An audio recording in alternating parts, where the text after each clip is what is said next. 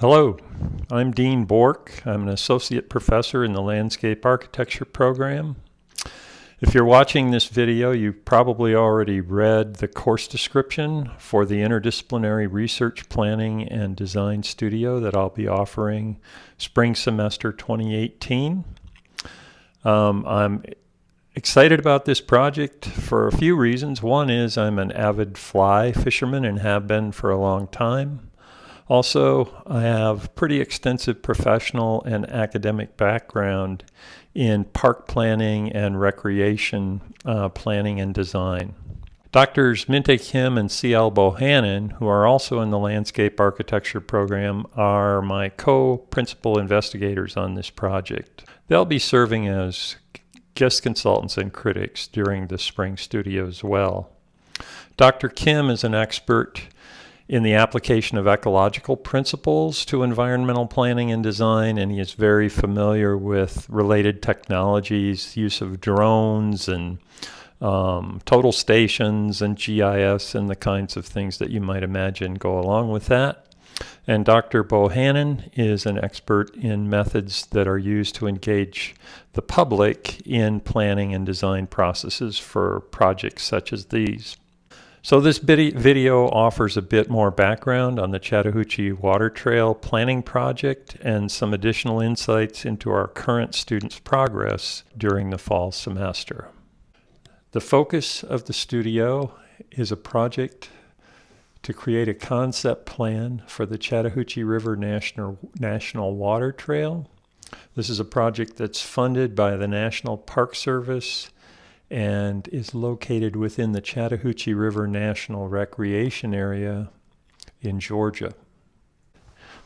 It's a 3-credit course suited to graduate and undergraduate students in the CAUSE degree programs, to undergraduate honor students, as well as to students who are completing a minor in landscape architecture and would like to add a studio to their experience in those studies. Chattahoochee River National Recreation Area takes in about 48 miles of the Chattahoochee River, beginning at the Buford Dam near Norcross, Georgia, and moving downstream to the city of Atlanta.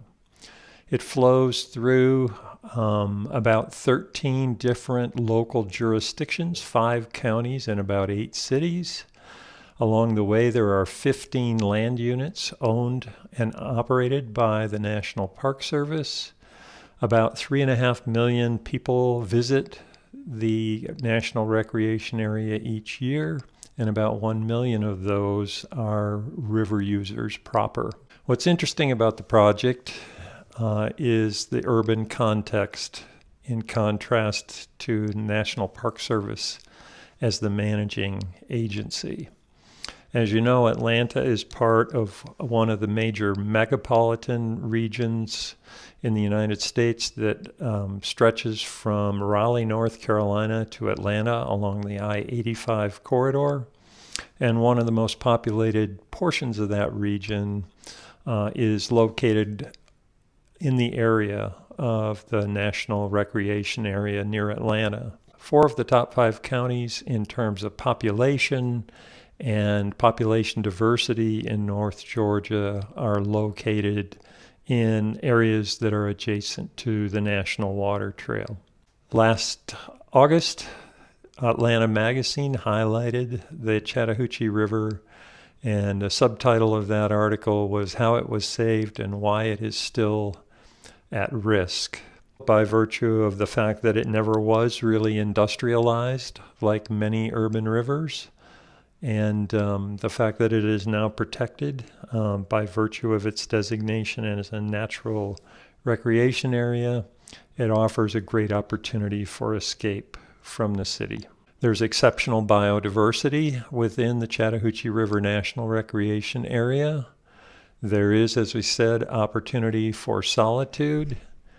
Because of the cold water release from the Buford Dam, it is considered the southernmost eastern or east coast trout fishery in the United States. But it's also an urban park. This is an example of weekend use in the Whitewater Creek unit near the southern end of the water trail. And you can see that just the demand for the use of the river introduces issues with law enforcement and many other kinds of things that are typical concerns of public urban spaces. There are also environmental problems with the Chattahoochee. The power generation releases from the Buford Dam are causing excessive bank erosion. There's a great deal of sedimentation behind the Morgan Falls Dam, about 2/3 of the way down the National Water Trail. And due to the release from combined sewer overflows, the E. coli counts in the Chattahoochee River can soar above levels where they're safe for public contact. The Chattahoochee River is the first river to be designated as a national water trail. This was done by the Secretary of the Department of Interior in 2012. The idea of the National Water Trail Program is to create a voluntary network of exemplary water trails, or blueways, sometimes we call them, that are supported by local stakeholders and are designed to help sustain and improve local waters over time. Seniors and graduate students in the fall semester landscape architecture studio have been working on concepts, trying to identify issues and planning frameworks for the project, and there are 4 that are currently under development. One is Float the Hooch and Discover Your Adventure. Key idea here is to improve the opportunities for a diverse user population to experience the park's cultural, natural, and recreational resources. A second idea is to examine a smart park, a national park for the 21st century, to challenge and reframe the management mission and vision of the National Park Service with respect to this urban park and its context. Weaving stories is the idea of enhancing a sense of place along the National Water Trail by weaving the heritage of local communities into the National Park Service's branding and management of the National Recreation Area. And finally, An Ancient River in a Modern City seeks to bring regional presence to the river trail by contrasting the river's ancient and modern attributes. If you're interested in these student presentations and the Park Service's response to them, there's a video posted on this webpage that you're free to watch. Among the issues that students have identified after visiting the Chattahoochee and studying it for about 6 weeks now, the identity of the National Water Trail and the National Park Service in the metro region is a significant issue. The ability of the National Park Service to influence policy outside the boundaries of the National Recreation Area, things such as the power release and the combined sewer overflow problems.